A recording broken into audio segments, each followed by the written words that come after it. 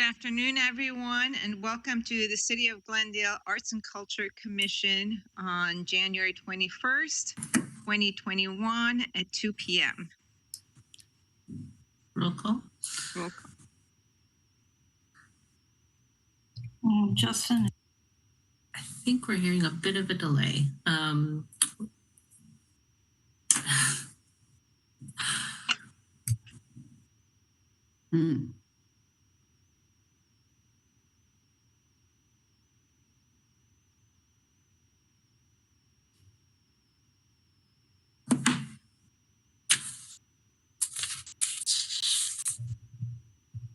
can hear them now.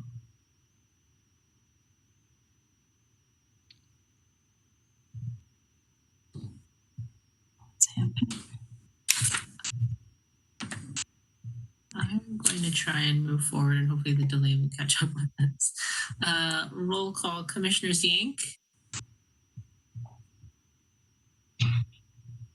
You're on mute. Mute. I'm here. Sorry. Lost my button for a minute. Commissioner Vyar, Here. Commissioner Vidor, Here. Vice Chair Tufankian, Here. And Chairperson Zadorian is unable to join us today. I believe we might have someone who has their live stream on, so if we can make sure to have everyone mute themselves if you're not talking.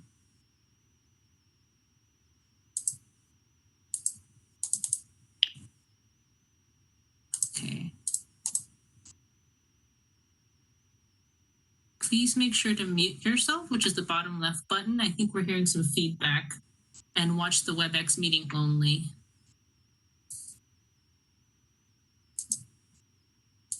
Okay. Okay, we'll try to proceed. Agenda item 1, regular business agenda. A, report of the recorder reposting of the agenda. Agenda for the January 21st, 2021 regular meeting was posted on January 15th, 2021 on the bulletin board outside of City Hall. Agenda item 2, consent items, including minutes. 2A, approval of the regular meeting minutes from November 19th, 2020. So were there any changes to be made? Any of my fellow commissioners, anything?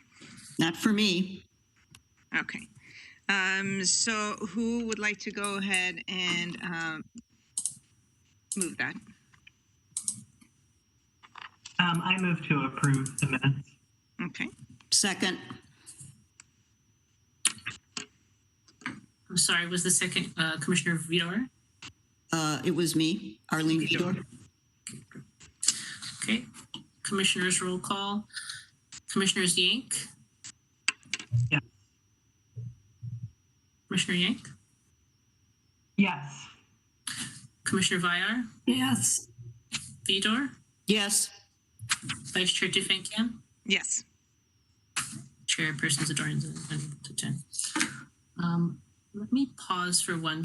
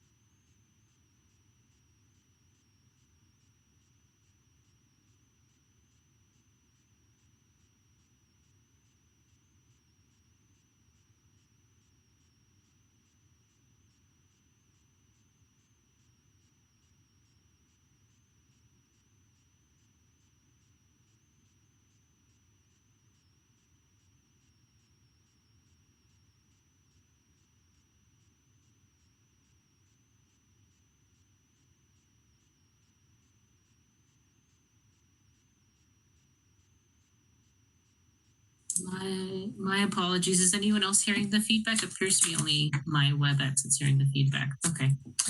My apologies. We'll move on to agenda item 3, introductions and presentations. 3A, library arts and culture events presented by Jennifer Fukutomi Jones, Arts and Culture Administrator. I will pull this up now.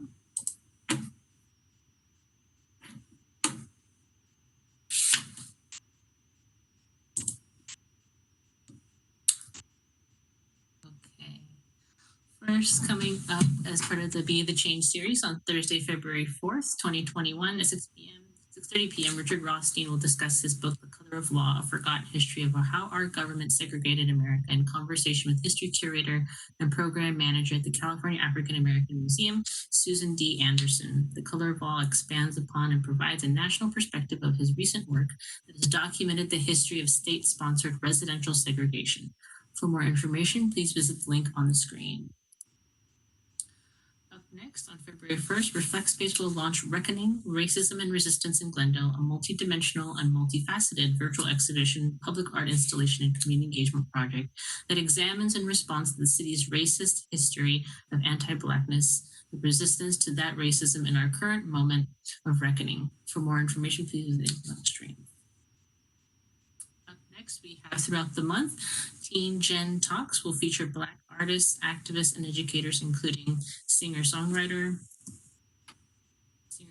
actress, poet, educator, and writer Lucretia Berry, Sharmina M. Nelson, Chief Staff for the African American Policy Forum, and voice actor Dane Reed. For more information, please visit the link on the screen. And last up, we have Black History Month children's programming. Children can celebrate Black History Month by participating in our Black History Month Beanstack Challenge. Kids will read books and complete fun activities to earn digital badges and learn all about Black history. On Monday, February 8th at 4:30 p.m., children and families will go on a world percussion journey. Join Delton Davis as he shares all different types of drums and how to play them. You can ask him questions and also drum along. So grab your drum, bucket, pot, or pan because it's bongo time. On Monday, February 1st at 10 a.m., enjoy the music played by Glendale High School's jazz band, directed by Amy Rangel. Amy Rangel was a 2019 Grammy Award Music Educator finalist, and this program is sponsored by the Glendale Unified School District. For more information, please visit the link on the screen. That is our library report.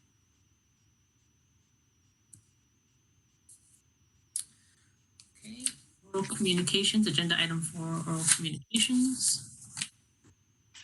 Any oral communications? Do we have any? It does not appear that we do. So I will proceed to move on to agenda Action item 5. items. Agenda item 5A, selection of a chairperson to serve a 1-year term beginning January 2020. Excuse me. Did we miss, was Kaylee going to do a presentation? My apologies, you're right, Commissioner Yank. I'm sorry, I have 5 other things happening at the same time. Agenda item 3B, Brand Library Art, Library and Art Center update presented by Kaylee Canyon, Senior Library Arts and Culture Supervisor. Chair Tefenkian, if I might, Gary Schaefer, Director of Library Arts and Culture. Just wanted to let you know that I had invited Kaylee Cannon, who is the supervisor at the Brand Library and Arts Center, to give a presentation. As you know, I think all of you know the Brand Library and Arts Center, is a magnificent community and cultural asset. It helps us so much in our mission to transform Glendale into a arts and culture destination that I thought it just appropriate and prudent that Kaylee visit with the commission, every so often, maybe twice a year or so, if the commission would entertain that idea, just to let her give you an update on what's been happening at the Brand Library and Arts Center. Thank you. Thank you, Gary. Well, good afternoon, Vice Chair Tefenkian and members of the Commission. My name is Kaylee Cannon. I'm the Senior Library Supervisor at Brand Library and Arts Center, which is, as you know, owned and operated by the City of Glendale. And I'm very pleased to present an update on Brand Library and Art Center's activities and accomplishments in our service to the community during 2020. I will also outline our plans and ideas for 2021 and share long-term goals that support our mission as a specialized library and an arts destination focused on visual arts and music. Jennifer, do you have my PowerPoint presentation?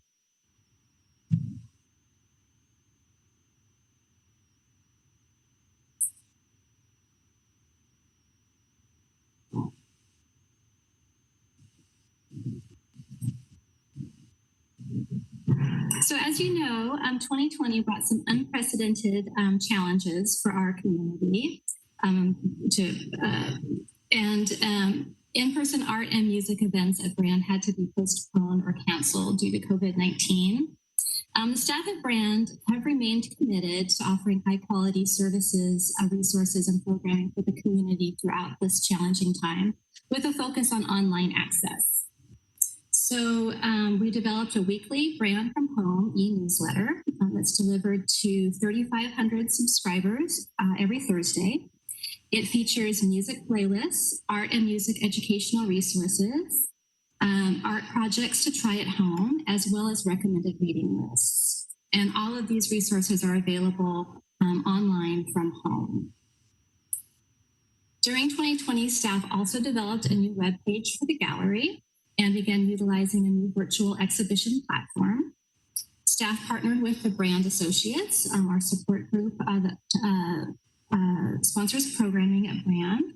And we launched Brand 48, which is our annual Works on Paper national juried exhibition. The exhibition featured over 100 artworks, video interviews, and a virtual opening and award ceremony with the winning artists. We also collaborated with ThinkSpace Projects to present a virtual exhibition and a video tour of new contemporary art. And that exhibit was called Nexus 3.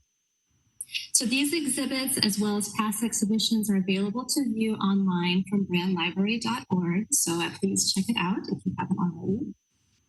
To give the community a taste of our in-person historical tours at Brand, while staying safer at home, staff also developed a radio play.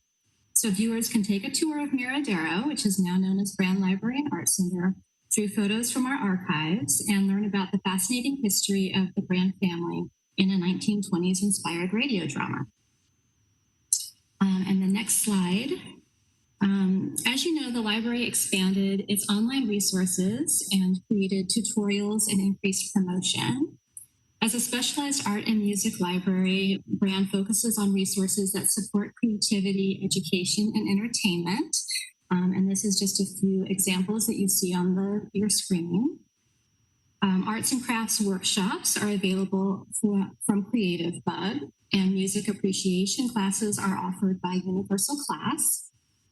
Freegal Music offers streaming access to over 15 million songs, music videos and audiobooks from more than 40,000 music labels.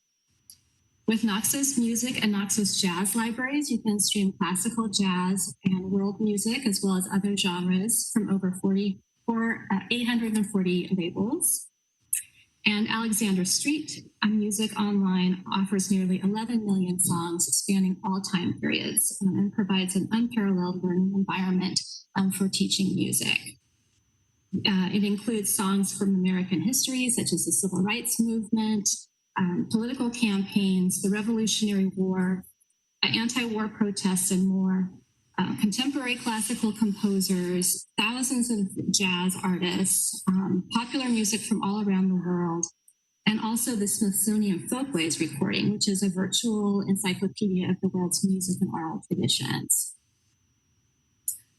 Oxford Art and Oxford Music are two online peer-reviewed research resources essential for students and for teachers that are seeking authoritative information on all aspects of the visual arts and architecture, as well as the diverse history and cultures of music from around the globe. Art Store database offers 2.5 million high-resolution images and panoramic 360-degree views of architectural sites that are rights cleared for education and research.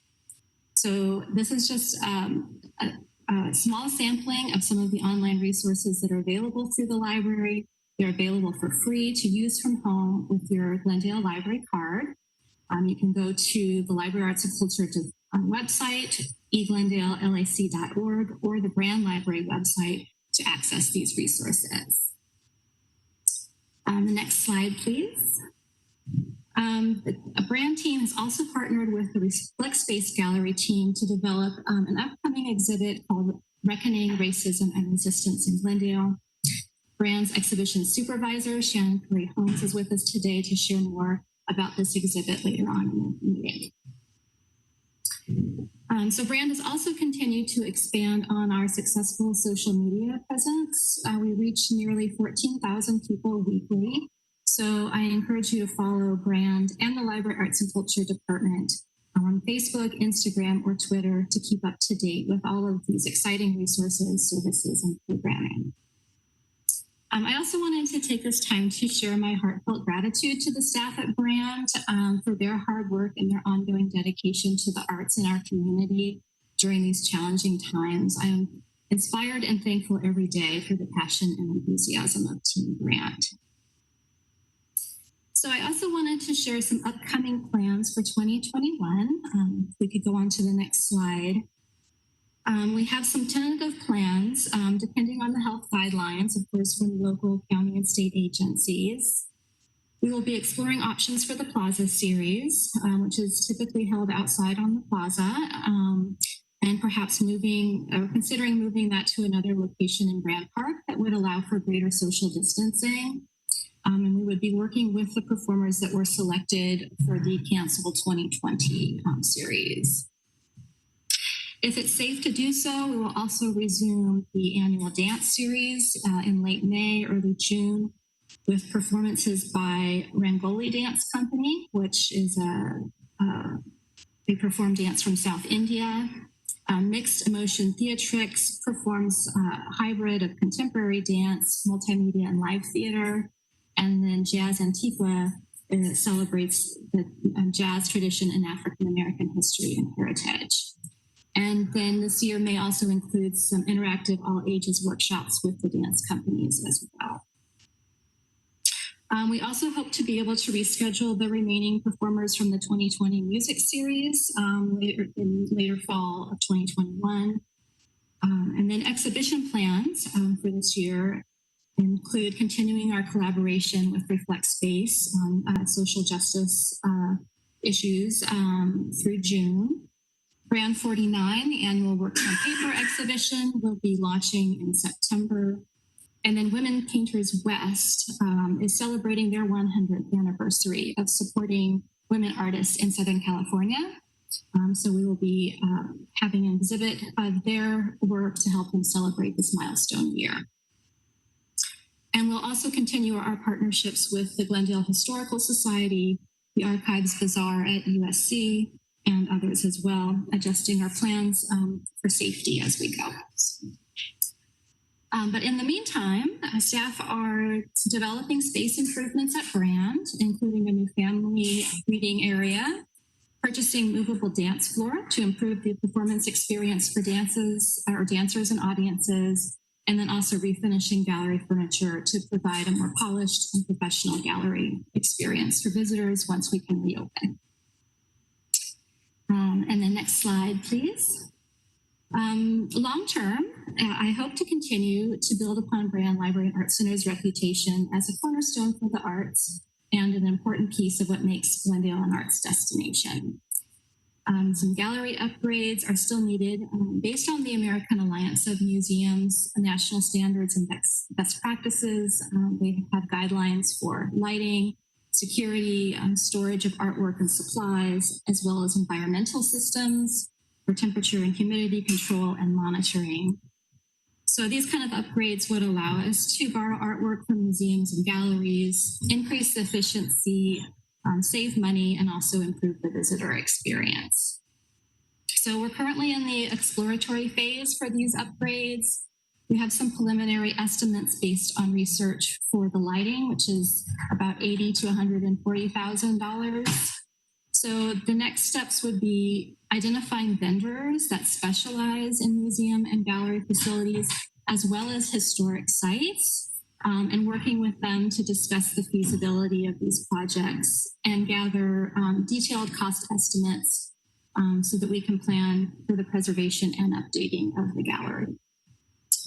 And then additionally, given the success of the outdoor performance series in beautiful Brand Park and Brand Library, we wanted to work towards a longer term goal of an amphitheater for outdoor spaces or outdoor performances. And this is something that would be accessible for all city departments and community organizations and would be suitable for hosting dance, live theater, concert performances. So I wanted to share my presentation with you today to emphasize the value of Brand Library and Art Center to the community.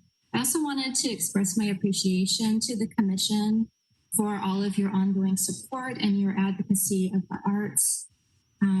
I hope that I've been able to share some of the opportunities and needs at Brand as we continue to grow and evolve in our service to the community.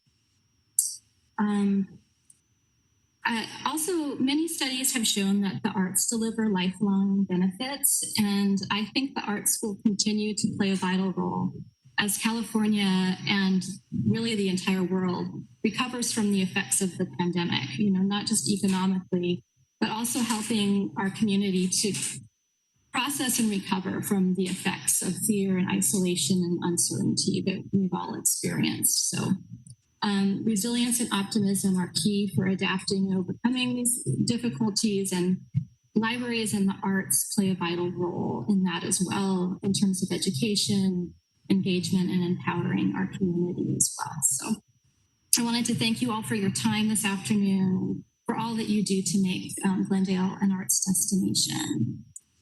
The final slide includes my contact information. I'm always happy to share updates and our goals and ideas at Brand. So please reach out to me at any time. Thank you very much. Thank you, Kaylee. Thank you for a very comprehensive report on what the brand does and the future of Brand. It's very exciting, and I can't wait to see the upgrades and so on, and also to be able to come back and visit. But I want to open it up to my fellow commissioners and see if anyone has any comments or questions. Well, I just wanted to say thank you, Kaylee, for everything you're doing, especially during this very challenging pandemic era, to keep us, to keep the flow of arts and culture coming out of the Brand via digital resources. And you have no idea how much I personally miss the Brand, and I can't wait to be able to get back there as soon as possible to start enjoying things in real time live. Mm-hmm. So thank you.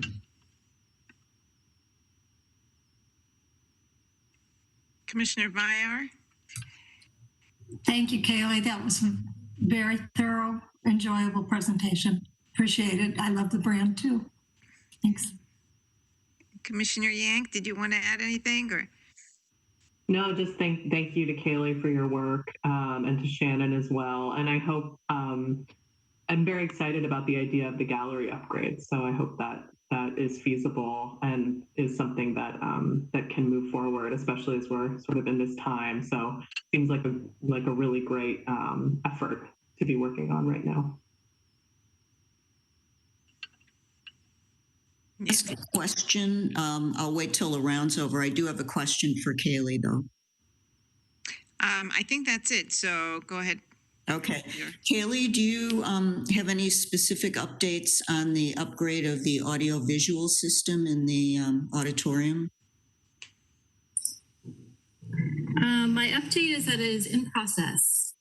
It is in process. The work started just before the holidays, and then with the rise in cases, we're kind of in we're taking a little bit of a step back until that it's safe to resume works. Thank you. All right. Well, thank you very much, and can't wait to get back to the brand. Thank you, Madam everyone. Vice Chair, if I might indulge, one, I would like to personally thank Kaylee for all of her hard work and her team's hard work, Shannon, because she's here as well. We just really appreciate how much professionalism and just what they bring to really allow library arts and culture to celebrate a big part of our mission, which is the arts. And then I also need to please ask if we could take a brief recess. Just need to work on a little this technology glitch. So if we could just take a brief, maybe 5-minute recess, and then we can proceed with the meeting. Okay. All right. Thank you.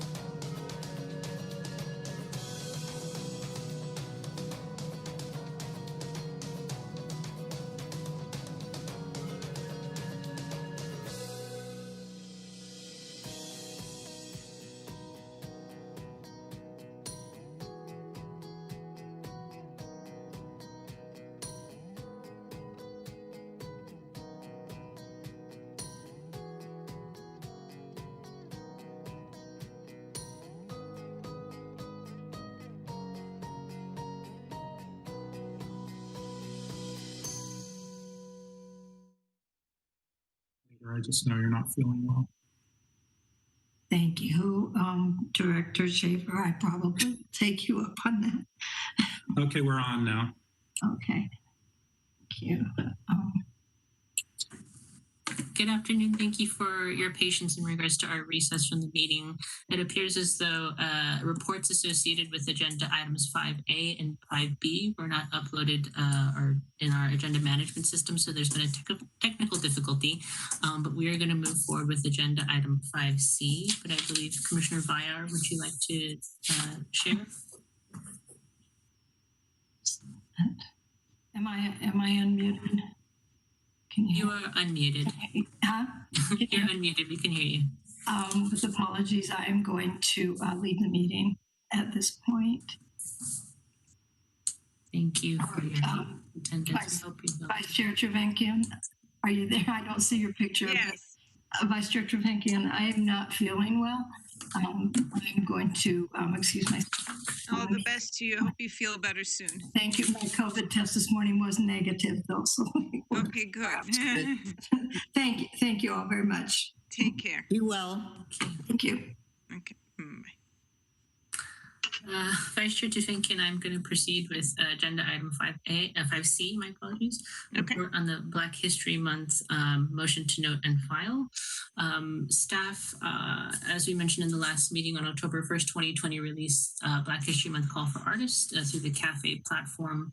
The application closed on October 31st, and staff received a total of 16 applications.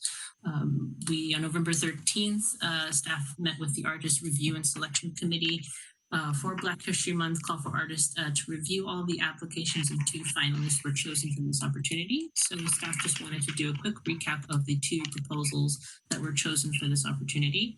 The first proposal is Black in Glendale Community Healing Circles. Black in Glendale will host a series of 5 healing circles where participants will be invited to step into a safe and accepting environment to explore healing. The 5 topics of the themes of the healing circles are movement affirmations, spoken yoga, therapeutic art, storytelling, and healing dance. And so out of those 5 themes, there will be 4 workshops associated weekly with each of those. So a total of 20 workshops will be hosted by Black in Glendale throughout the month of February. Information on the workshops are available on our website, and there is a registration link where participants can register for the workshops. The second proposal, which was chosen, was by artist Kevin Yates, which is entitled Death Sentence, which is a literary protest performance piece.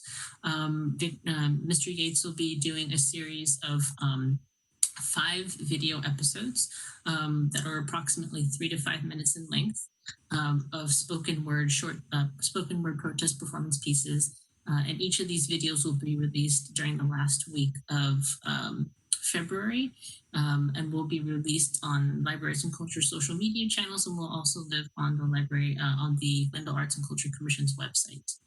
So those are the 2 proposals that were chosen as part of this call for artists. In addition to the Be the Change Inclusion, Diversity, Equity, and Anti-Racism series, staff will also be hosting a Black Artists panel discussion on February 25th at 6 o'clock, moderated by Cameron Shaw, who is the Deputy Director and Chief Curator at the California African American Museum, and featuring artists such as April Bay, who is a contemporary artist in Glendale and an arts educator, in addition to a few other artists that we're still in the process of confirming. That panel discussion will be hosted on an online platform. We're going to be sending out the information as soon as possible, and information will be available on the Arts and Culture Commission's website. So that is the report, and the motion is to note and file. Are there any comments or questions taken at this time, or is it just? Sure, we can go in an order if you would like. I believe the order we can go with. I think you were originally first, so I think the next person would be Commissioner Yank, and then Commissioner Vidor. Okay, Commissioner Yank, would you like to add anything or any questions? No, I don't have any questions at this time. Okay, and Commissioner Vidor? Just a couple questions. I know that we we have funds allocated. I was just curious to know where, in what bucket, and how much the Black artist panel discussion is costing, if there's a budget attached to that specifically. There is not as of yet a budget attached to that. We're confirming the moderators and the artists for that discussion. But we do have some money associated in the Be the Change budget, which is part of that overall series where that allocation would come from. Okay. And then on the healing circles, which sounds like a really fascinating and very comprehensive program, will any of that be live via social distance, or is that all going to be handled digitally? It's all going to be handled digitally. Okay.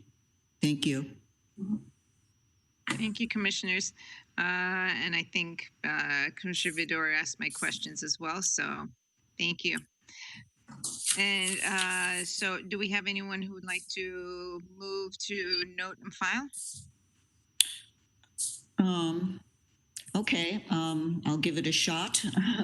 I would like to move that the Arts and Culture Commission can receive notes and file the Black History Month update as outlined in the agenda of January 21st, 2021.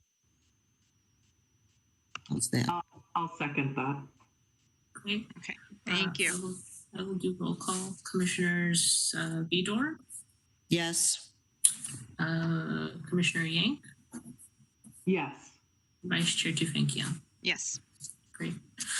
We will move on to agenda item 5D, report on racism in Glendale exhibit. The motion is to approve funding racism in Glendale exhibit in an amount not to exceed $7,500 from the 2021 6-month work plan. And I will hand it over to Director Schaefer. Thank you very much, Jennifer. Madam Chair, Commissioners. One, I wanted to thank Jennifer for all of her hard work on this initiative, especially securing an important official from CAM, the California African American Museum of Art, to lead the panel discussion at the end of February. That's a big coup, so really appreciate that. And then as a way to introduce someone who really needs no introduction, Shannon Curry-Holmes from the Brand Library and Art Center.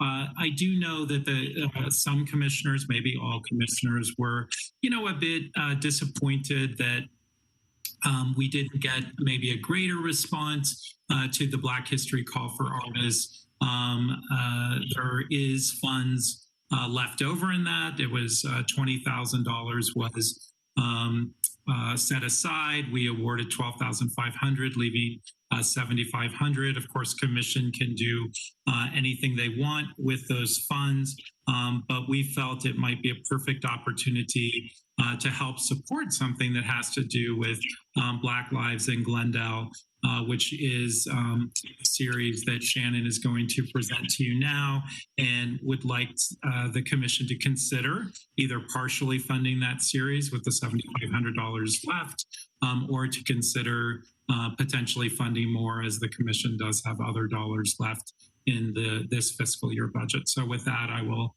turn it over to Shannon. Thank you so much for being here today, Shannon. Thank you so much. Good afternoon, everyone. It's lovely to see you even via Zoom or WebEx, as it would be. I miss you all, into seeing you in person, and miss seeing you at Brand, of course. Thank you so much for having me here this afternoon. My introduction, I'm Shannon Curry-Holmes. I'm the exhibition supervisor at Brand Library and Art Center. And I'm really pleased to be able to present just a little overview about this incredible exhibit that I'm working on in tandem with Reflect Space, Ara and Anahid Ashagan over at Reflect Space. And as Gary mentioned, that we are looking for some funding for the public art component of this exhibition. I don't know if Jennifer, if you're able to allow me to share my screen, or if you would prefer that you run through the slides. Either way, I'm comfortable. Great. There we go.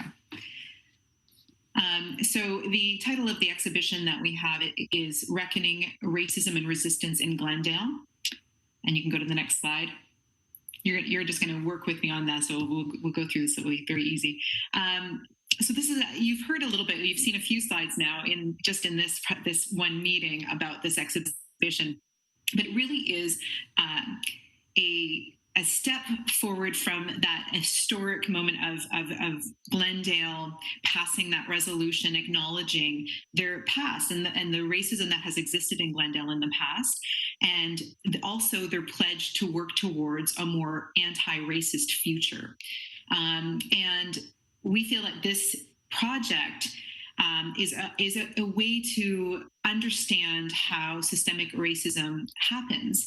And we wanted to move forward that work towards anti-racism in Glendale.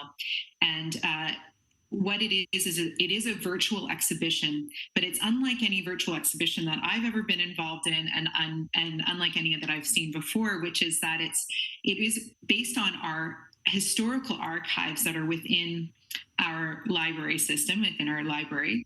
And it is also paired with interviews and oral histories and this very interesting interactive portal that sort of bridges between the past Glendale and what Glendale looks like today. If you want to just go to the next slide, please. And this is the slide that you've seen over and over again, even today, which just sort of breaks down how the exhibition will be rolled out. And it is a rollout because it is an enormous amount of materials to cover.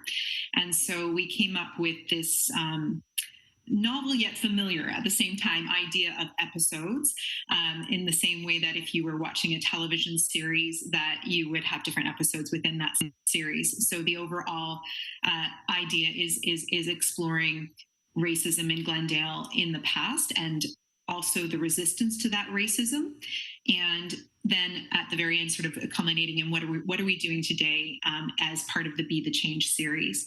And so it includes this 6-part online exhibition of this rollout of different episodes or different themes within this, filled with these archival materials. And then the interviews with scholars and activists and Glendale community members. And then this is the key component. We're really looking to do this public art piece that can really bring this exhibit out into the public sphere, because it's hard to keep this something online and we're promoting everything online. But we're really looking for a way to physically connect back into our community and drive people to see the archives and interact with them. And then we also will have we have this incredible collaboration with the Glendale Unified School District, which it's always so wonderful to work with students, but also the teachers to just embrace this idea of including the exhibition as part of their curriculum, which is really wonderful. And then asking the students to respond to the archives and create their own body of work that we then will host into its own independent exhibition space. And then also we are looking at doing a contemporary art exhibition as well. So you can see how massive this project is, and we hope to extend it.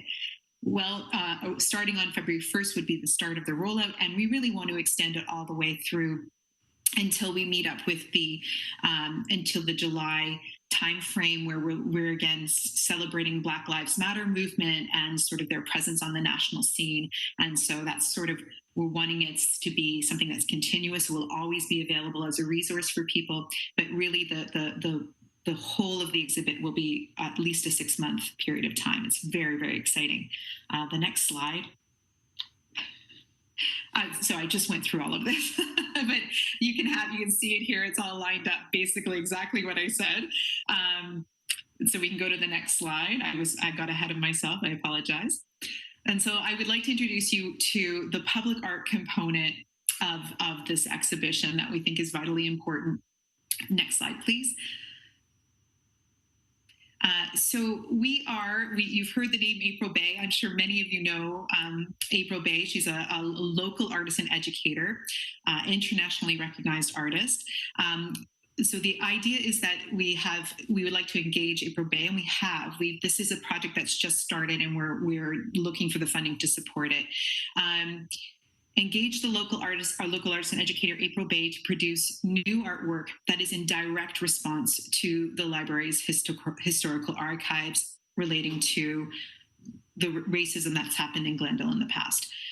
So we, at this point, have given April, engaged April. We received a $500 grant from the trust, and that was very generous to engage her into the research of these historical materials. And so we're already started the process.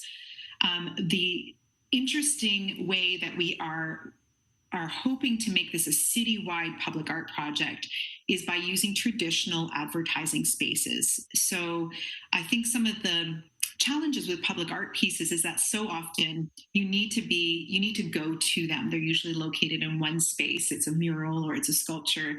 And we were really looking at ways that, because people are not leaving their homes, or if they're just going to grocery stores, especially during this pandemic, we want to engage as much of Glendale communities. Glendale's a spread out city from South Glendale to La Crescenta. This is all part of Glendale. And so often we're focused on the central part, around Brand and Broadway and the downtown core of Brand. And so we really wanted to think about ways that we could spread this public art piece across all of Glendale and engage people closer to their home. And so this is the idea, is that April would be producing an art piece that we would then reproduce onto these traditional advertising spaces that could be extended across all of Glendale. Within that art piece, using either hashtag or a QR code or even text, we would be leading people back to the virtual exhibition for exploration. So that is the concept of the public art piece. Next slide, please. This is just a little bit about April Bay. I know you all have this presentation as part of your take home, so you can read it on your own. But just to mention that she is an internationally recognized artist, and we're very lucky that she is also a tenured professor at the Glendale Community College. So she's a local artist. And her work is very, very striking. This is a piece that she did and for a public art piece. And her work is also in part of the permanent collection of the California African American Museum and the National Art Gallery in the Bahamas. So she's very well recognized, and I feel very fortunate to be able to engage April Bay in a project that is in her own community. So I'm very excited that we were able to work with April Bay. Next slide, please. So this just gives you an example of a few of the places where we would have them. We're really looking at primarily these flagpole banners, partially because the city is in control of those, and so it's something that that we know that we can get up into certain neighborhoods of the flagpole banners, and they're also really, really effective. You see those in all those neighborhoods. They have quite a bit of impact, and a lot of institutions use them. And we are looking at, without all the writing, it's going to be a piece of art that we're hanging. So there's also a sort of a beautification element to these communities that have these flagpole banners. And then another very effective advertising space are these backlit bus shelters, which we are also familiar with, that are usually filled with movie posters. So, but we want, again, to have a piece of artwork in these backlit posters for the bus shelters, and have those all around Glendale. So those are our two primary locations. We're also looking at a mobile app, which is, it's a geolocator. So if you come close to a certain area, or you're arriving into Glendale, advertising comes up automatically on your phone. When you're like doing a search on Google, this advertising for this exhibit would come up. And so that's something that we think is a really interesting way to expand the reach. Next slide, please. And our overall budget. So as Director Schaefer mentioned, the overall budget is much larger than what we're asking for today, but we're looking for the entire amount from somewhere, but we really are looking for the breakdown that we have here. Is that $2,500 is the artist fee. So the actual cost, the artist fee, is actually quite small in comparison to the rest of the budget. And the reality is that advertising space is expensive. those billboards, and that's why I think they're usually filled by Universal Studios as opposed to individual artists, is that there is an expense that is really the advertising space itself. But it's because it's effective. And our goal is really to spread this as far as we can across Glendale and not exclude communities that aren't usually involved in these public art projects that go out. They're usually, like I said, centralized in the downtown core. And we want to make sure that we're reaching all of Glendale, because the story of Glendale's history is not isolated to downtown Glendale. It's the story of Glendale and all of its communities. So that's why we feel it's really important that we find a way to meet our full budget so that we can really realize the full potential of this project and its impact on driving people to this exhibition and also for the enjoyment of public art. And final slide. And we're lucky because we have incredible community partners. Like I said, we have this great partnership with Glendale Unified School District and also the Library Trust, and the brand associates have also expressed keen interest in being involved in this long-term project. So, and that's it for me on this. Thank you so much for listening.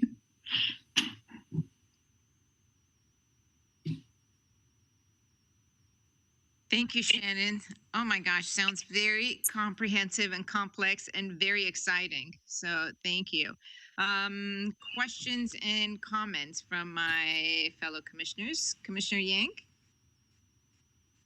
Yeah, just a couple of questions, Shannon. First of all, I just have to congratulate you and Reflect Space on the scope and the ambition of this project. It's definitely what the moment calls for. And April's an amazing artist. I've been following her work for years. So yeah, congratulations to you for the vision in terms of this project. Just a couple of questions. One is, you had a budget specifically for that's just for the public art component at April Bays. And I didn't get quite a sense of the timeline for the multiple other phases of this project and where those budgets might be coming from. So I was just seeking some clarity around that. Oh, absolutely. I wasn't sure how much time I would have to go through this. So the launch of the virtual exhibition will be on February 1st. However, it's in it's 6 episodes and they'll be released weekly. So for 6 weeks, we'll have a rollout. So you won't see the full scope of the virtual exhibition that's based on the historical archives until mid-March, closer to the end of March. We have the partnership with GUSD. The teachers have been given prompts for their students. They will be given to them on Monday, so coming up. They're starting their projects with the students on February 1st because it's part of Black History Month, it's incorporated into the curriculum for Black History Month, that the students will have access to these archives to look through and better understand systemic racism and how it can happen within the city. And so their response we're not looking to receive until the end of the exhibit, which is kind of a perfect, because we really are looking for it to reflect as a response to the archive. So once the full archive is open to the public, then we'd be looking at starting to launch the student-based exhibition, which would be a virtual exhibition as well. And because of the prompts, we'll have them sectioned off just in the same way as the episodes are. So there'll be direct reflection to individual episodes of that. So they'll be paired together. And so we're looking at end of March. Then we are looking at having a second another contemporary art show where we're looking at bringing in contemporary artists to reflect on a more general idea of racism. And so that will be a contemporary show that would be happening towards the summer. So we're looking at May and June, that sort of time frame. And I'm trying to think of all the things. I don't remember all of the elements of this project. It's so large. And then we were also thinking about having another public art response that would be part of that contemporary show that we haven't really formulated what that is, but it's always been in talks that alongside of the contemporary art show that we would be doing, that we would also have another public art piece launched for that.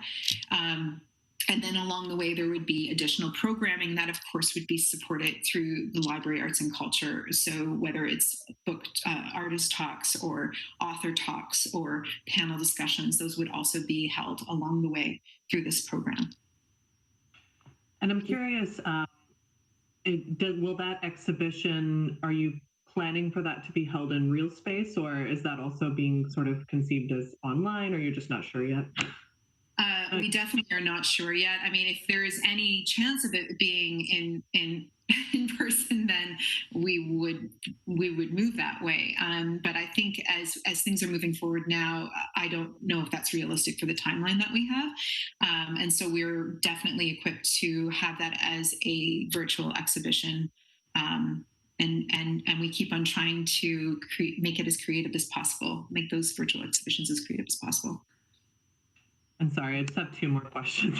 Yeah, sure, the first is, because it's such a complicated project, the archive. I'm just curious about how that is being made accessible to the project or to the public in terms of the platform that you're using to be able to release that content. Sure. That's actually been a bit of a struggle, but we had this vision of figuring out a way to present it that was, even if you were not terribly interested in doing research into archives, that it would be an engaging way online. And so we are combining two software platforms to present the exhibition.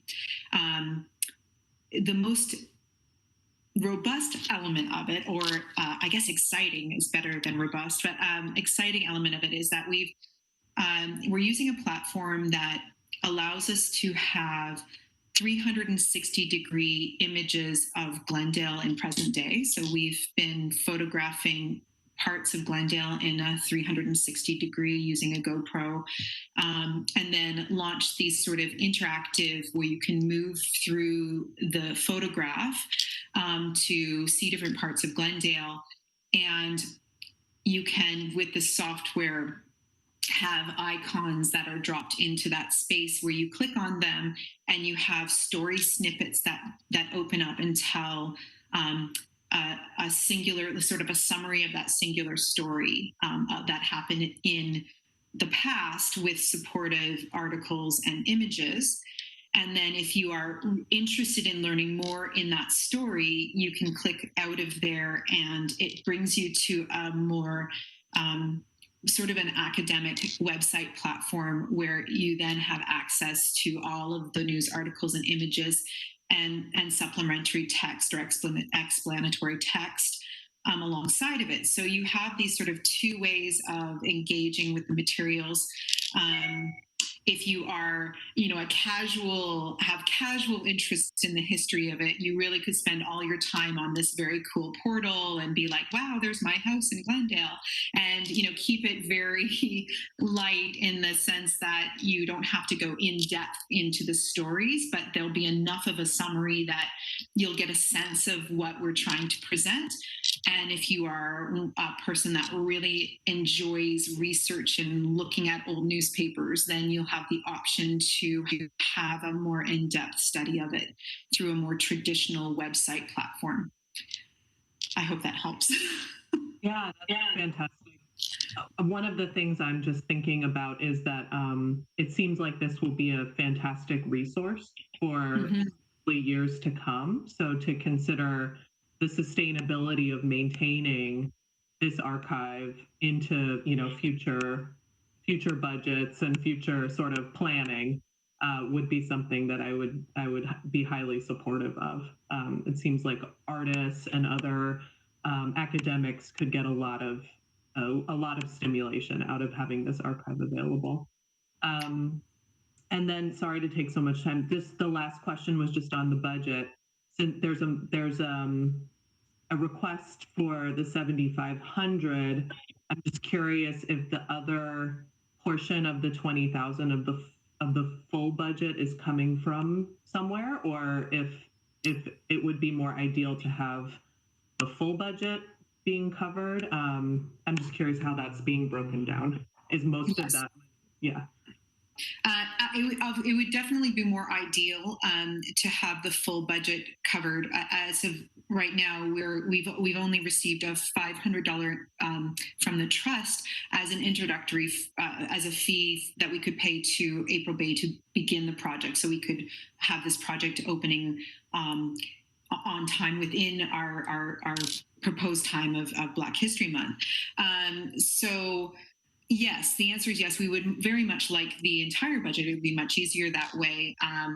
And I think that our thinking around this is that we knew that there was a certain amount of money that was allocated for Black History Month, and as Director Schaefer had mentioned, that was the reason for the ask of the 7,500 directly today. Also not aware of if there were other funds available from the commission, but if that's something that the commission would be willing to consider, we would be very happy if the full budget could be covered by the commission. Right, that's all my questions for right now. Thank you for indulging. I think you might be on mute, Carolyn. Yeah. Thank you. Jennifer, is that something that we could vote on today, or are we going to have to agendize that for next time? I believe that could be voted on today in regards to an increase to the budget. In regards to the 2021 6-month work plan, the commission did approve a series of call for artists. One was specifically to incorporate the Black Lives Matter anniversary that would happen in June, in the Juneteenth celebration. So that could potentially be a shift in funding. That's a possibility. But I believe the budget could be included today with the motion. Okay, thank you. And Commissioner Vidor? Yeah, I also feel the same way that Commissioner Yang feels. You know, this is such a giant magnum opus, what you're doing here with Reflect Space, Shannon. And it's so important to Glendale. I mean, we have our resolution. We've talked about, the need to atone and move forward. And this is probably the most significant effort that's being made in that regard, and it needs to be seen and absorbed by everybody. So I would, heartily support making this thing available in perpetuity in some way, whether it be on GTV6 or through a portal. I'm thinking of, like at USC, the Shoah project, where it's a big giant database and people with, can access it. This is the type of thing that everybody should get an opportunity to see and learn from. So I'm all for that. And I have one more thing to ask, but just getting into a little bit more of the small minutia. Have you thought of using advertising billboards? There are a couple of very gargantuan ones that often just beg to be turned into art spaces, as well as Glendale utility vehicles that could be painted or, have things put on them as they travel throughout the city. So that was just one off the grid type comment. But the other one is that I would happily support us looking at having more funding go to this. If we have the funds available, I certainly would be pleased to authorize a full funding of this if that doesn't seriously detract from anything else we've committed to. But I think, I would support us looking at more funding than what we have outlined here is the 7,500, at least half, if not more. We could certainly go up to 10,000 or beyond if we feel we can. So that's it for me. Oh, I had one more question. The episodes.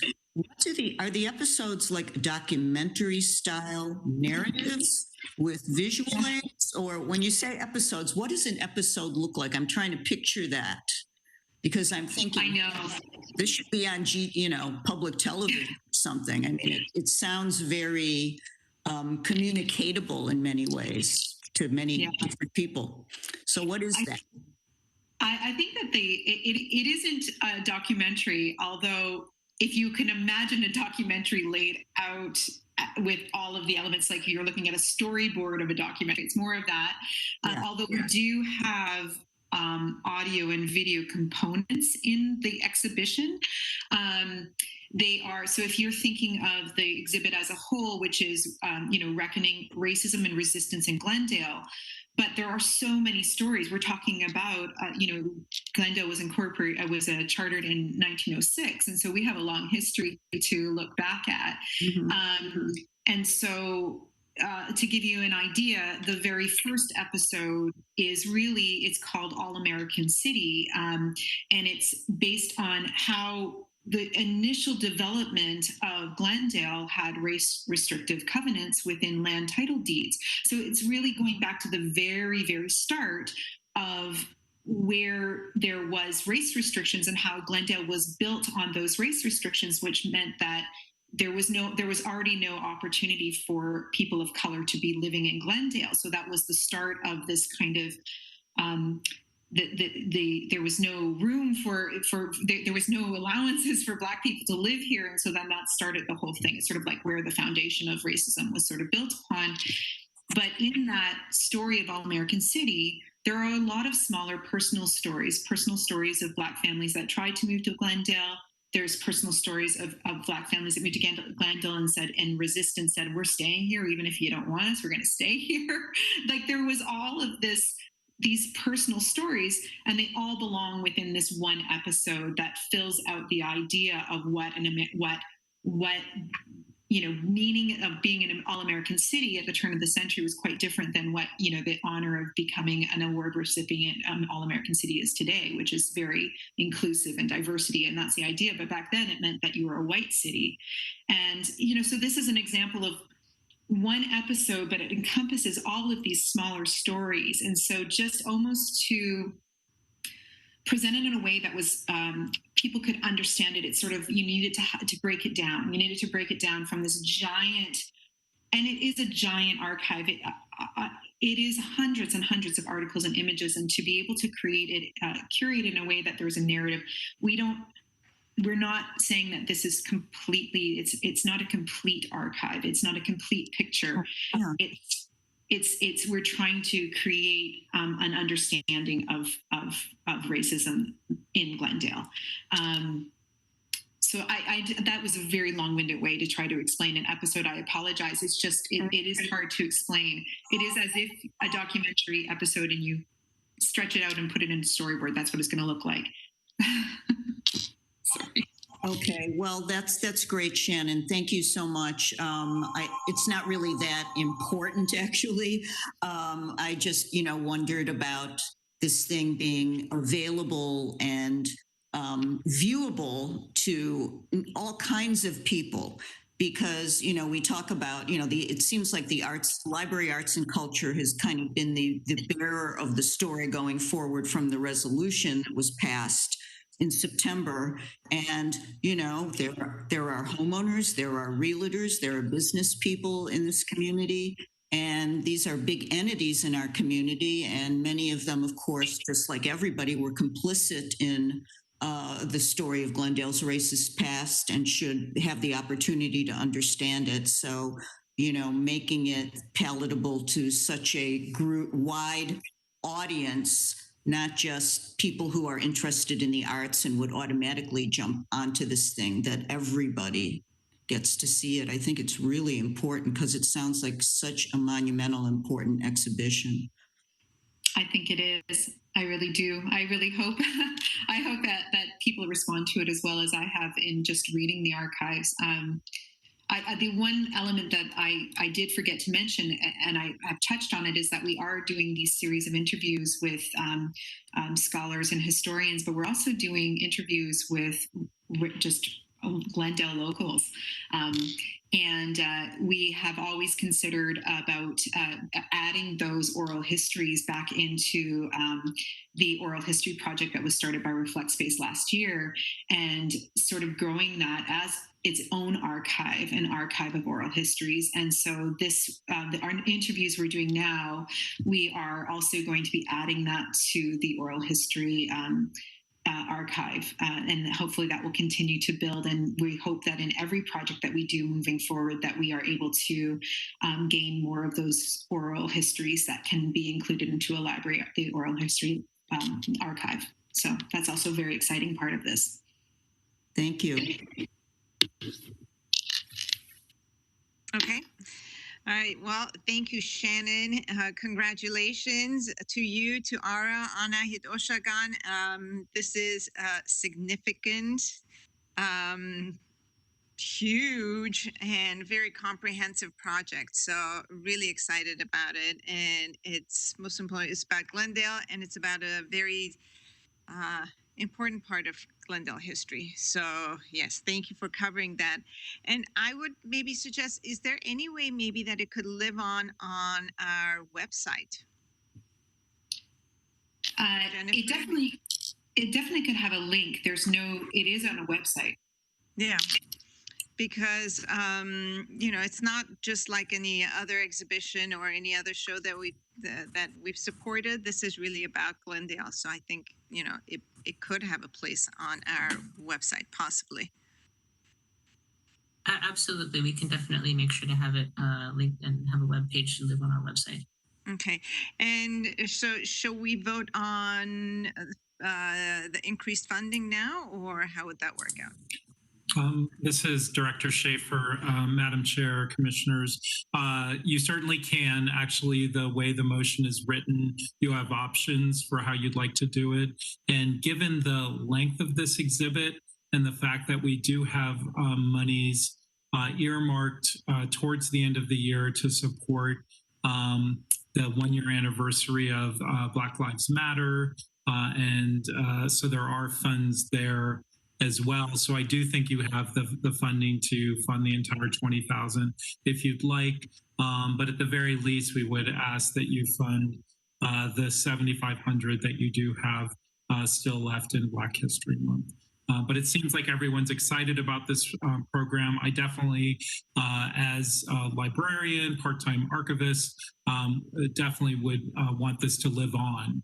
This is not just a moment now. This would be something that would be accessible for years to come. Also, because so much work is going into it, we'd like students and as well as residents to be able to access this as we move forward for years to come. So Gary, quick question. If we did take some of the funding from the 1-year anniversary of Black Lives Matter, how would that affect that project? I mean, we don't want to take away from that. Is there any other way we can increase the funds? I think what we could do is we have set funds for the remainder of the fiscal year, but we have lots of flexibility, and we have it's probably going to be announced later that we do have a retreat coming up, and so I think we could briefly visit this topic and kind of access where we would like those funds to come from. So we just we could maybe spread it out over a few things, so it's not any big hit to any one particular project or one thing that the commission wants to do. Okay. So can we go ahead and say safely that we are going to cover the whole 20,000, or?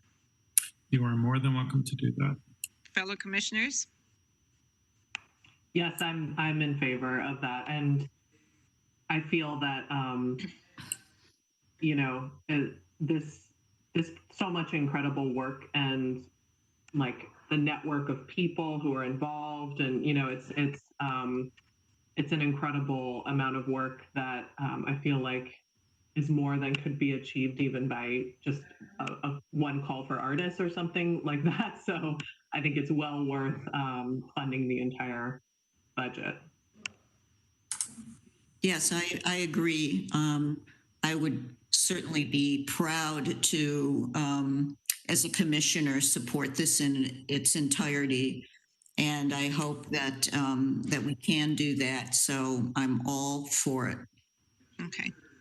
All right. And who would like to move this motion? I will read the updated motion and then Okay. we can have a commissioner move it. So the updated motion would be motion to approve funding racism in Glendale exhibit in an amount not to exceed $20,000 from the 2021 6-month work plan. I will so move. And I will second. Great. I will do roll call. Commissioners Yank, Yes. Vidor, Yes. Vice Chair Tufankian. Yes. Great, thank you. And Thank you all so much. And thank you. Yeah, thank you, Shannon and and Kaylee for attending. Thank you. Thank you, Billy and Shannon. Can I Thank make you. one additional comment? Sorry. Just to, I think because of the importance that Commissioner Vidor and others and Tufankian were expressing around the marketing of this and the accessibility of this, I think as the project progresses, I would appreciate knowing if there's additional, funds that might be needed for the further phases of the project in order for it to have as wide a reach as we would like. So I would love as a commissioner to hear about additional needs that might come up as part of this project. Absolutely. Agreed.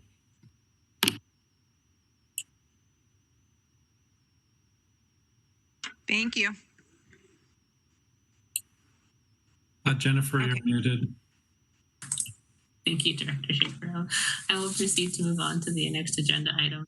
Agenda item 5E, report on the Coro Leadership Fellows Program in Public Affairs.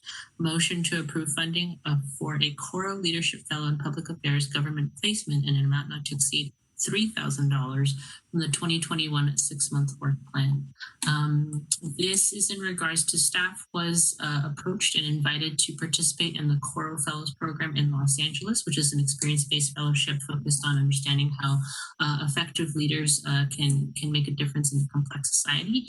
The Coro Fellows Program in Public Affairs is a 9-month fellowship, and a key part of the Fellows Program is a government placement in which a fellow is paired and placed with a government department, specifically focused on a project that the fellow would then do further in-depth research on. If we are approved to fund a fellow for the Coro Fellows Program in Public Affairs, the fellow would focus on 4 main things. One major thing would be to deeply dive into the current municipal policy and establish research based on other municipalities within Los Angeles County, for example, doing research within the city of West Hollywood and the city of Los Angeles's mural ordinances and programs. The fellow would also work on engaging in meaningful conversations about policy through the lens of arts equity and work closely with city staff to establish connections with other municipalities, such as the aforenamed. And also the fellow would focus on connecting with internal staff to discuss the development of a mural ordinance, in addition to making a presentation at the next commission meeting on February 18th to review the research that the fellow has done on the current mural ordinance, and also the research based on the ordinances and programs in the city of West Hollywood and Los Angeles and others in Los Angeles County. And that is the report. Thank you. Any questions? Commissioner Vidor or Commissioner Yank. Commissioner Yang should go first. Yes, Commissioner Yang. I'm sorry. No questions. Okay. Commissioner Vidor? You may have answered the question, Jennifer, but I may have not absorbed it. What's the $3,000? Is that Glendale staff money to support this fellow, or is that money that we would be paying to the fellow? It would be to support the government placement with the Coro Fellows program. So it would be, it would come as a service from the Urban Art Fund to support this government placement within the aspect of working with us on developing research and development on a mural ordinance. Okay. And it sounds like there are a lot of really important tangibles coming out of it. So do I understand the things that you outlined there are things that we're going to see? The mural ordinance is the most obvious thing, and we need that. But there were other things, including, establishment of certain relationships with other municipalities and things like that. And so that will be kind of embedded in our processes as a result of this fellow. Correct. Yes. The fellow would really be focusing on research and development of what other cities such as West Hollywood and LA are doing within their mural ordinance and programs, and come back with recommendations for our specific mural ordinance and program moving forward.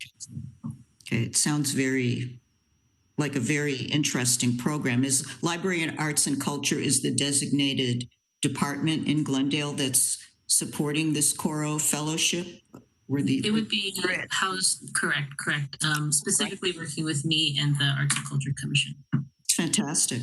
Thank you. If I may, Madam Chair, Commissioners, this is again a testament to Jennifer. I'm sorry to continually sing her praises. We just didn't have these opportunities before, so this was not the city being broached and where do we put this person. This is Jennifer actively engaging in the arts and culture community and out there and getting these opportunities. This is, just as we've said many times, she is of one person. So I really applaud her for how she goes out. And this is now her third intern that she's gotten for us. We're going to see a presentation shortly from her second intern, and really working on important work of the commissions to move it forward. As you all know, we inherited murals in early December, but there's a lot of work that needs to be done, and she has just gotten right on it and identified someone to help us, help us ultimately do the work. So I cannot sing her praises enough and just really appreciate her entrepreneurial nature in these areas. Thank you, Jennifer. We really appreciate it too. I especially commend you from taking all these initiatives. Absolutely. Thank you, Jennifer. Thank you. Thank you for all you do. Is this program going to be, how long is it going to be? It is a 9-month fellowship. The actual government placement with working with me in the Arts and Culture Commission is approximately a month, about 4 weeks in length. The fellow, like I mentioned, would be doing a presentation at the next Arts and Culture Commission meeting on their findings and research. There also is a supplementary aspect of it. There is a spring sort of project placement. If we decide that we enjoy working with the fellow and appreciate the work that they've done, we have the opportunity to continue to work with them for a spring project, which would happen in April and May. But I would, defer to the commission if that's something you'd be interested in, depending on the work of the fellow. Okay. And who would the fellow be? Would it be something that someone they recommend? Would it be someone you find, or how would that work out? That's a great question. We have been paired with a fellow currently in the program.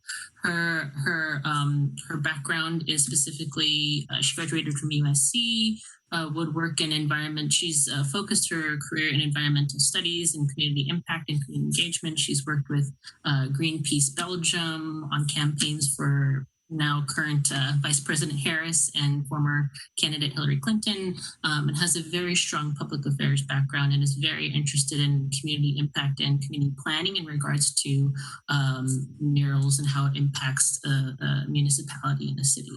So that's who we would be paired with. Okay, very exciting. Thank you. So we need to move that, right? Do we need a motion to approve? Yes. Okay. And who would like to do that? I can't do that, right? I can give it a shot if you want me to. Yes. Okay. I move that the Arts and Culture Commission approves a motion to fund a Choral Leadership Fellow for public affairs government placement as outlined in today's January 21st meeting for the budget not to exceed $3,000. I'll go ahead and second that. Great, thank you. I will do roll call. Commissioners Yang, Yes. Vidor, Yes. Vice Chair Dufenkian. Yes. Great, thank you. I'm going to move on to agenda item 5F, report on Armenian Genocide Remembrance Month call for artists. A motion to approve Armenian Genocide Remembrance Month call for artists and approve funding for this call for artists in an amount not to exceed $20,000 in the 2021 6-month work plan. Within this staff report, I believe the Arts and Culture Commission set aside specific funding for culturally specific calls for artists. For example, the first one was our Black History Month call for artists. In regards to timeline, the next one coming up would be the Armenian Genocide Remembrance Month call for artists. Attached as Exhibit A is a draft of the call for artists, and if approved by the Arts and Culture Commission, would be released on Cafe as soon as possible, no later than February 1st of this year.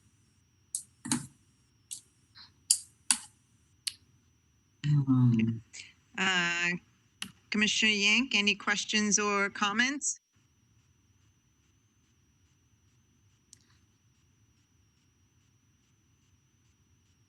No, not at this time. And Commissioner Vidor? Yeah, no, I'm fine. I was going to mention something. This is really on the topic that's coming up, but I think might it be important for us on these calls, including this one, or really any call that relates to issues surrounding social justice and racial and equity issues and things of this sort, that we make reference to Glendale's resolution in the call. I mean, this might not be specific or pertinent to everything, but it seems like we have a context. We have a historic context. And in addition to our historic text as a racist and bigoted city, we also have one as being, having a very large Armenian American population. So I guess the question is, should we amend this call as well as others to put that context into the document of the resolution and our history? It's more a question than a request.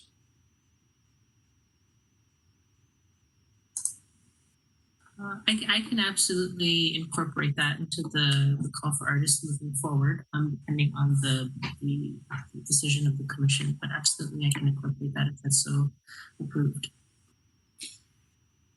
Might I ask a question? This is Director Schaefer again.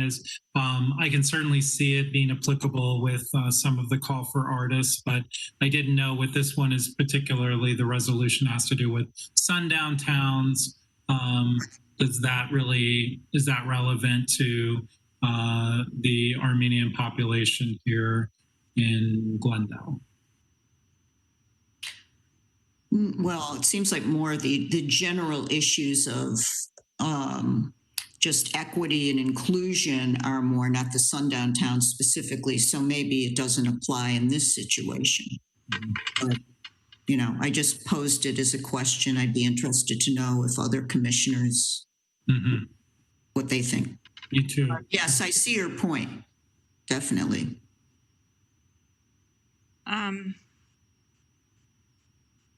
Okay, I have a question. So the call for artists would be for public art placement? Would it be, where would these artworks be placed and what would happen with them?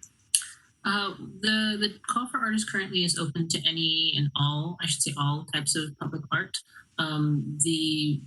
Due to the pandemic and COVID-19, we have received a lot of, at least I can say in regards to the Black History Month call for artists, we received a lot of virtual and digital programming. Hopefully the pandemic will end soon and the Safer at Home ordinance will be lifted, so we'll have more public art engagement. But as it is currently written, we're open to all forms of public art. Okay, and there's no specific theme or genocide-related theme, or is there? Not specifically. The call for artists does mention the history of what has happened with the genocide and also with the recent things that have happened within the ArtSoc. But there's no specific theme per se associated with the current. Okay, thank you. All right, so who would like to move to approve this?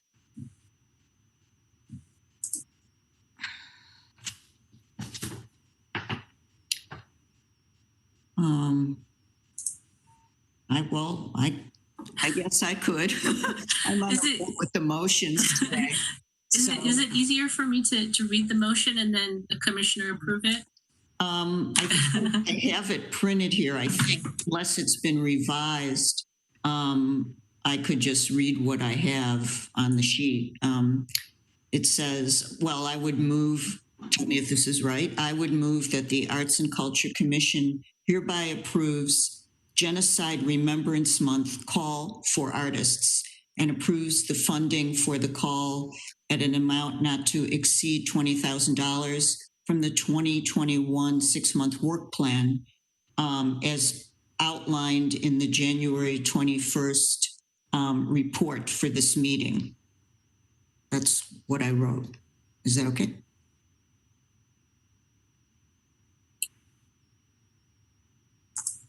Correct. Thank you. Do we have a second?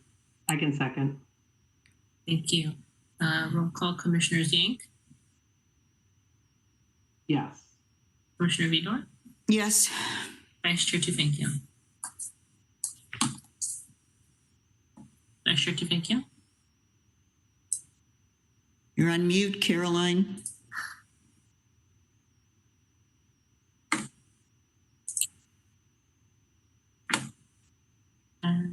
Vice Chair Tufenkian, are you still with us?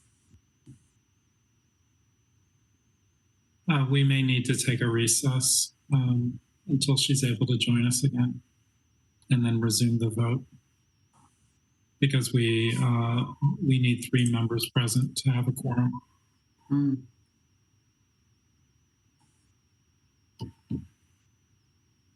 So I will ask that Jennifer contact GTV6 and we go to a brief recess, and she has.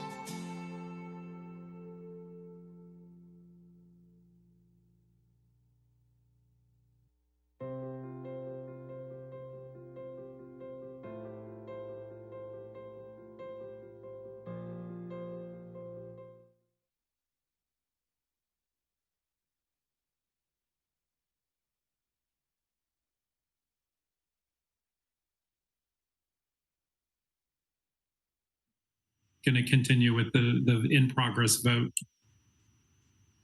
Okay. I believe we're back. Thank you for your patience with us as we're navigating our technical difficulties. This is in regards to agenda item 5F, motion to approve Armenian Genocide Remembrance Month call for artists and approve funding for this call for artists in amount not to exceed $20,000 from the 2021 6-month work plan. I believe we had a motion by Commissioner Vidor and a second by Commissioner Yank, and I will do roll call. Commissioner Yank? Yeah. Yes. Commissioner Vidor? Yes. Vice Chair Tufenkian? Yes. Thank you.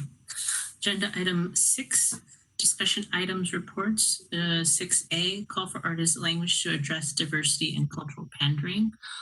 This was in regards to the November 19, 2020 regular Arts and Culture Commission meeting when the commission discussed the verbiage specifically in regards to Black History Month call for artists. Staff had stated that we had received feedback from artists for this call for artists that felt that the specificity felt of the call for artists was in alignment with cultural pandering, which includes for culturally specific calls for artists, and which resulted in some artist resistance in applying for the opportunity. So in order to prevent cultural pandering and ensure the Arts and Culture Commission's calls are include a spirit of inclusivity and diversity and equity and anti-racism, the commissioners sought to discuss this verbiage and recommendations for wording and or future verbiage for calls for artists. So are we going to discuss the verbiage now or? Okay. Commissioner Yank, any suggestions? Any?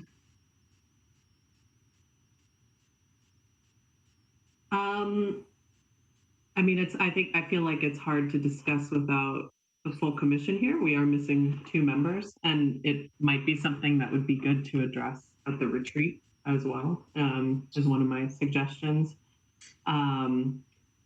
I think that engaging some community members, you know, of various backgrounds to kind of get a little deeper into what, you know, more inclusive language might look like. I think I question as well the overall structure of culturally specific calls for artists and would suggest that in future years we might move in some instances towards more thematic calls for artists that are addressing, you know, very timely kind of events. I think the Reckoning exhibition or project and the way that's framed around a kind of historical analysis of Glendale's racist past is a really nice kind of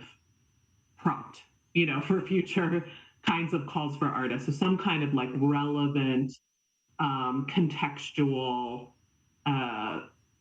prompt that addresses some of these issues might be something to consider, as well as I think we could also work together on including language around wanting to, you know, that we have a commitment to diversity, equity, and inclusion in our calls for artists. And I do believe I saw something along those lines in this call that we just approved for the.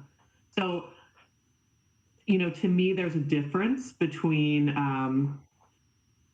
sort of the Black History call and the Armenian Genocide call, because I think the context of those framings, the framing around Black history has like culturally shifted over time. And so that one in particular is something I think we should rethink in the future, how we want to put out a call. So I don't know. It's I don't have any specific answers, but just those are just some of my thoughts on this. Thank you, Commissioner. And Commissioner Vidor? Yeah, I've been thinking about this one a lot and trying to look up things. And I'm doing this YWCA 21-day challenge, which is like over 21 days. You look at various writings and blog posts and various things that are offered to you to try to broaden your thinking on exactly this type of subject. It hasn't come up specifically yet, and I'm hoping it will. But I think I agree with Commissioner Yank in that I think it might be good not only to have a discussion at the retreat, but also to convene maybe a study group or something. I know I talked to a few people, and there are people who are interested and curious about this issue, and it's something we're going to be involved in for a long time, and we want to be more inclusive and more accepting, and speak more to our common humanity rather than specific issues. And obviously the Armenian genocide is a historic event, and we're focused on commemorating that. But in the general sense, I think we should break this off into another kind of discussion and be very specific and determined to get input from the community and our stakeholders. So I'd like to defer on this as well. Okay, thank you, commissioners. I would have to agree with both of them. And I think that it's a big subject. It's a very important subject, and the wording is going to be critical, and it's not something that needs to be decided quickly. So I think we should give it more time and more study and more thought, and actually reach out, as they said, reach out to other people to get different ideas for the correct language and correct wording. So we'll leave this one. Madam Vice Chair, if I might, perhaps just prime future discussion.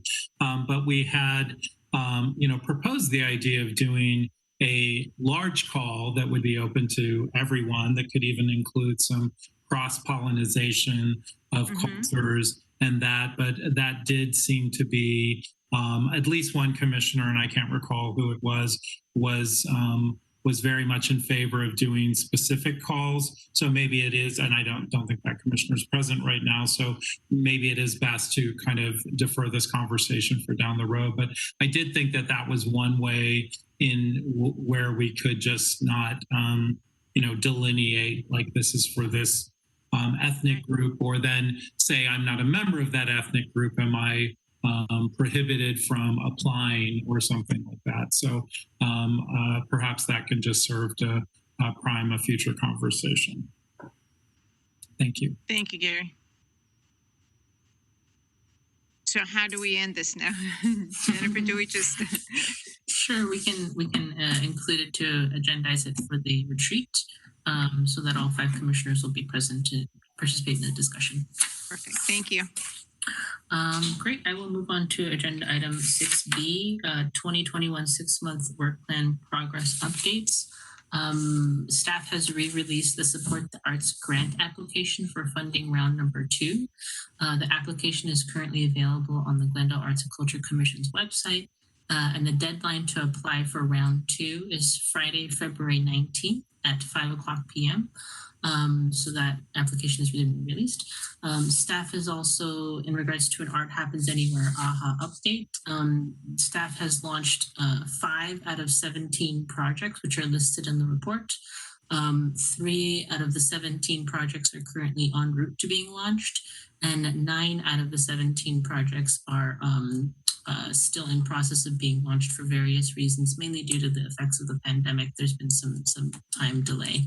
But that is the update on the Art Happens Anywhere projects that are currently in process. And then lastly, in regards to the Glendale Municipal Code, Chapter 3047, Design Review Authority of Murals, as we mentioned on October 27th, the City Council approved the amendment to Title 3047, the Design Review of Mural Approval, which transfers mural review approval to the Arts and Culture Commission, and staff is currently, as we discussed with the Court Fellow, in the process of developing research based on the municipal code, and will provide an update in February 2021.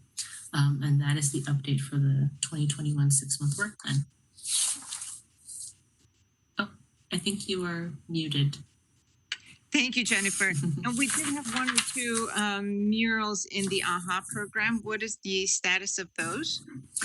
The status is we currently have to establish a mural approval process. Before going ahead with it? Exactly. So we'll have an update in regards to next steps at the February meeting. But Director Schaefer or Mr. Grant, if there's anything else to include, happy to chime in. I would just say that the city does have a process, and so we need to follow the current process or we need to change the process. And so that's what we're investigating further now. What is the most expeditious way to get those moving forward? We're all anxious to get them moving forward, as anxious as you all are. And so I think we'll have more information at the February meeting and make sure we're adhering to either the process as it stands now or moving quickly to another approval process. Thank you. And Commissioners Yink, any comments or questions? No, just a comment that I think I seem to recall that what was holding us up with those murals was the design fee that is in the current process we would have to pay. So I think that was the... Yeah, so we no longer have to pay that fee, but we still have to adhere to a process. So unfortunately, we didn't get rid of the process when we got rid of the fee. So, right. So that's where we're at now. Yep, no further comments from me. Thank you. And Commissioner Vidor? No, thank you for all your hard work, Jennifer. My God, it's amazing how many projects you're having to handle and execute here. And so, speaking of process, do we feel like we need or we're on the way to developing some kind of a procedure to make sure that all the boxes get checked fairly automatically, like if there's going to be some impact on a historic building or on a public utility, or there's need for a permit, or the artist has to do something or jump through some hoops, that we have kind of a list available and we don't have to kind of that we don't end up having to flop around with things, that we kind of know exactly what the procedures are going to be. Is that something that the person who's going to be coming to us would help develop, or is that something we need to work on? Where does all that process related, the minutia of getting these projects launched, where does that fall right now? Director Schaefer, I don't know if you wanted to chime in and answer, and I think that's a very, very important process that you bring up and is very crucial. I think what we're running up against right now is this is the first time that we've had a good opportunity to have so many projects underway, and some of them projects that we've never done before. So we're kind of building the plane as we're trying to fly it. So we are going to do our best to establish those processes and make it more streamlined. But Director Schaefer, I don't know if there's anything else you wanted to add. All I would add is, Commissioner Vidor, I thought that was an excellent suggestion when you first came up with it, that we would just develop some sort of check sheet, that we just, as we look at every project, we kind of check off the boxes. What approval body does this need to go through? What other things do we need to be working at? What kind of permits are necessary? So we will absolutely, that is on the list of things to do to get that going. But I did think that was a very good suggestion. Okay, that's great that we can, use all these projects we're handling now to kind of, as an example, to set some guidelines for ourselves. Okay, thank you. Thank you. Okay, shall I move on to the next agenda item? Agenda item 6C, Glendale Public Art Map presentation. I want to thank so much Gerardo J. Arellano, who's on the phone, who's our public arts intern. He has been waiting with us these 2 hours. So thank you, Jay, for your patience. I know you're the last agenda item on the day today. But it's been a pleasure to work with Jay. He's been working with us since October of last year, and he's completing his internship with us this week. So this is his final week, and we wanted him to do a presentation on all the fantastic work that he's been doing for the Glendale Public Art Map. So Jay, I will hand it over to you.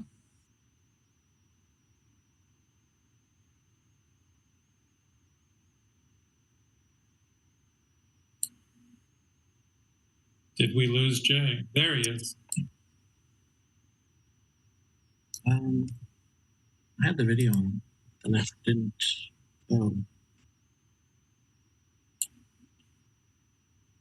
Jay, perhaps you could reintroduce yourself as you're trying to find that video button. Yeah, sure. Hi. Okay. I think it's going now, or at least I see it. My name is Gerardo J. Ariano, and I am the public arts intern. And before I get going, because I have a PowerPoint presentation, I wanted to take this opportunity to thank the commission for giving me this chance to do this internship, which was great. I learned a lot. I thought it was just like a great way to meet a lot of interesting people, including Jennifer, who was amazing.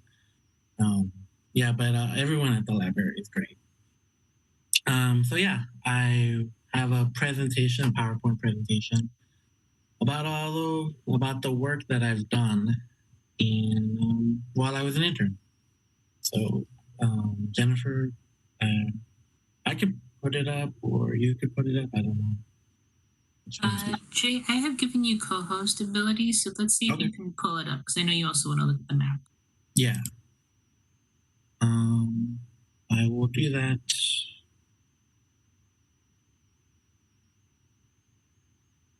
Okay.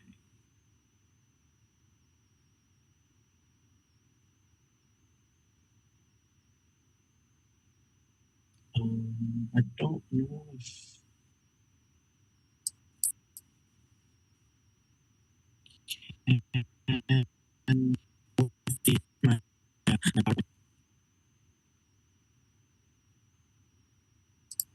the commission. If you don't have sharing abilities, I can. Oh, there we go.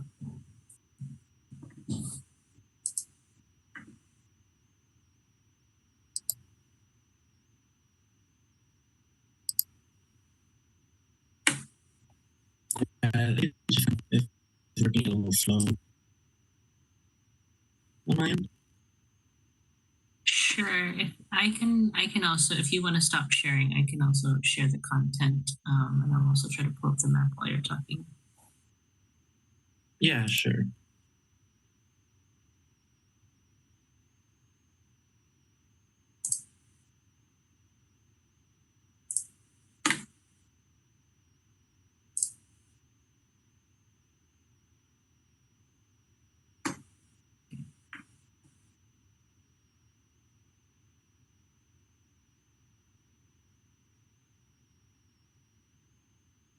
Do you all see the screen? Jay, do you want to take it away?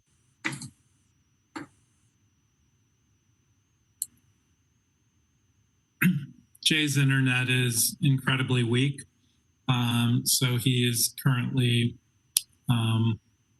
blacked out. So he may need to disconnect and reconnect. He may want to keep his camera off and just give us an audio tour of it.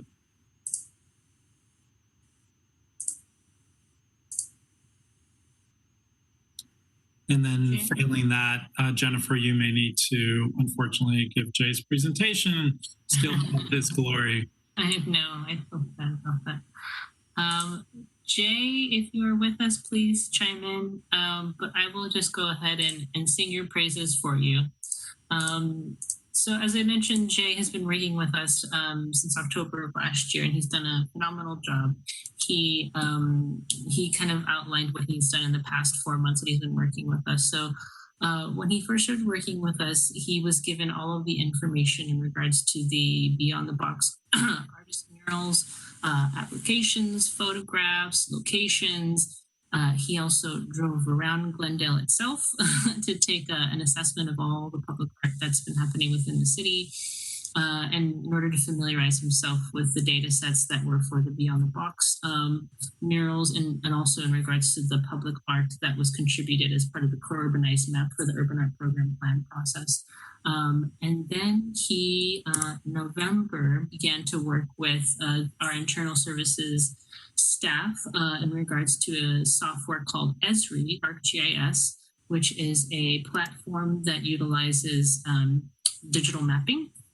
And so big thanks to Hovik Agashpani and Tao Lee within our city staff who worked with Jay and I to establish what's called the Glendale Public Art Map that we're hoping to show you.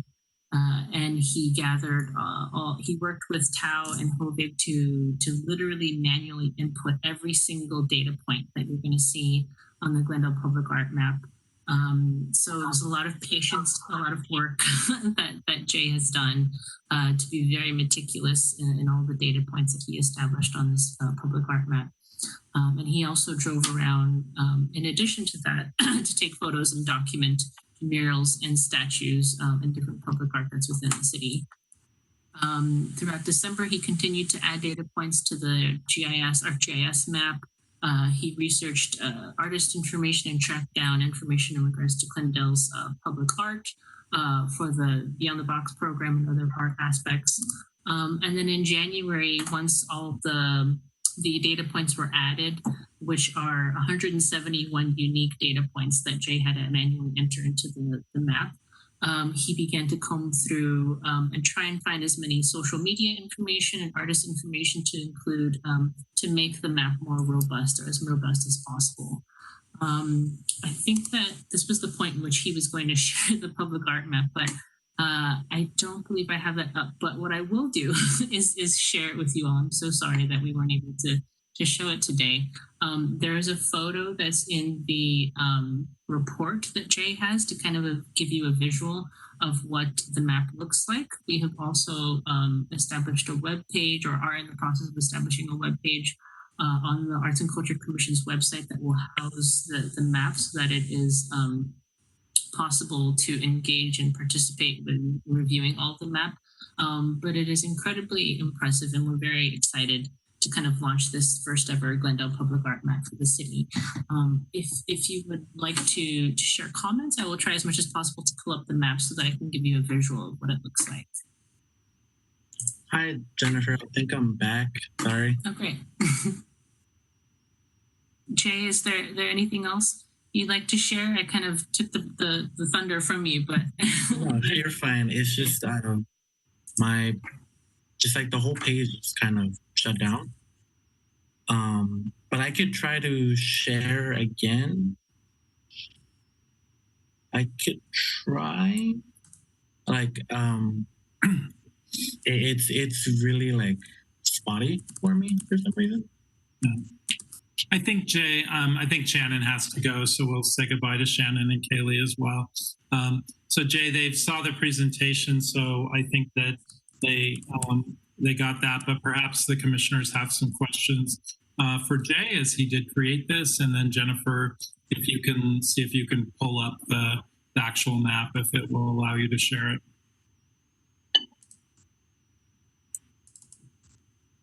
Commissioner Yank, any questions or comments?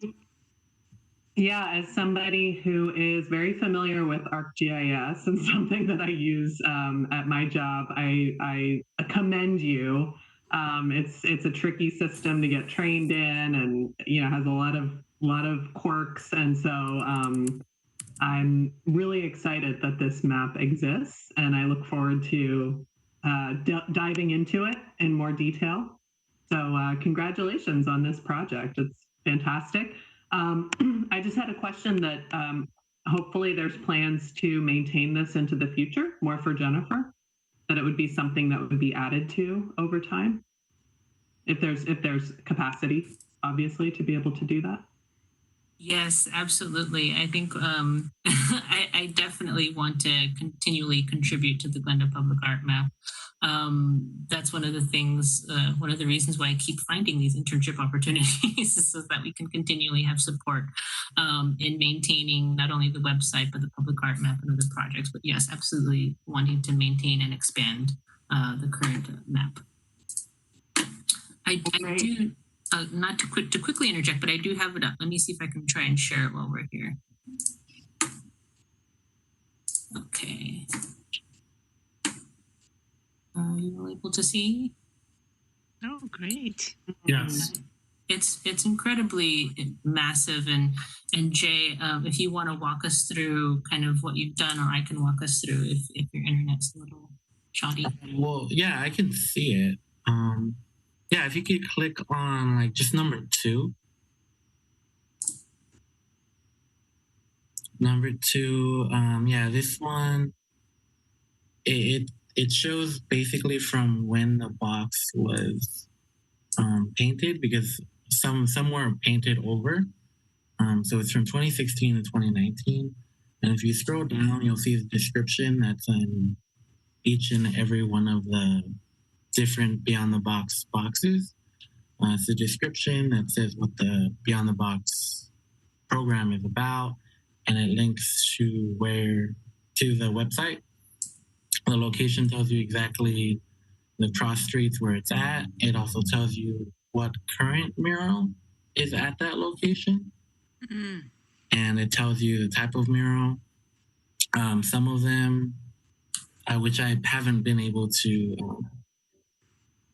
get to yet, some of them have the social media that are, yeah, if you get out of this one and you go a little bit down to 10,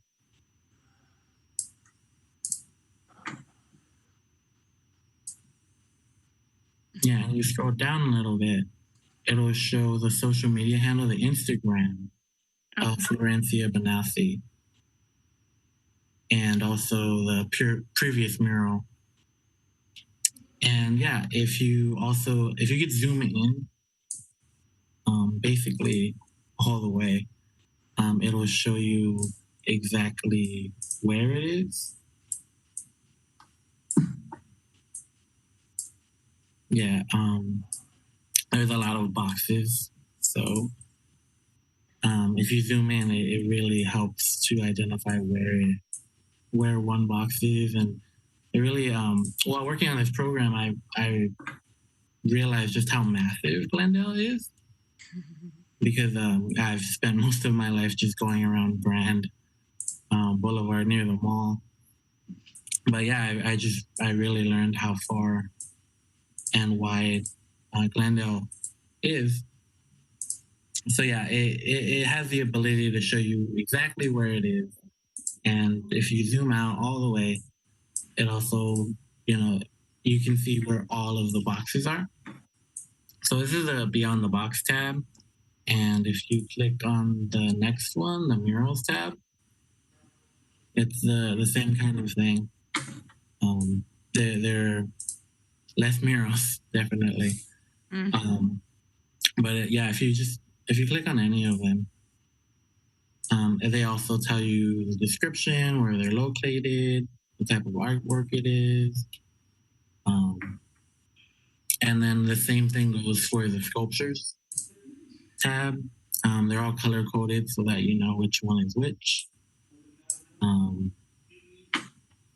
And yeah, if you just click on any of them, it tells you that it shows you a picture, it tells you the description, the location, when it was built, and yeah, that is the work I've been doing. Finding the photos, finding the information, taking photos. I took photos of all the sculptures, most of the murals, a good portion of the 2020 Beyond the Boxes. So yeah, that took quite a while to input the 171 boxes and geolocate them as well.